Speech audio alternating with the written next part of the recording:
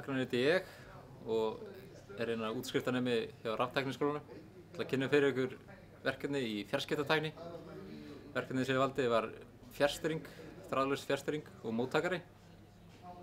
Og fjarstýringin gengur sem sagt af flest öllum hlutum sem ég vil stjórna, eins og quadcopter eða rafmagnsbíl. Hún er núna að stjórna Raspberry Pi tölvu sem er sett upp sem tölvuleikur og hún virkar þá bara eins og tölvuleikjafjarstýring, svipað eins og PlayStation fjarstýring sem sagt. Svo kveiki bara á, nema hún drífur 1 km sem er tiltölulega lengra en venjulega fjarstýringar.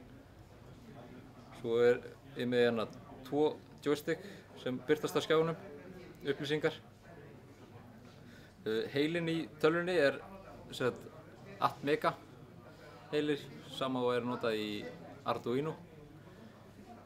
Og hann er forritaður af mér til þess að taka allar upplýsingar sem fjarstýringin heldur og senda það yfir á sendinni. Takk fyrir.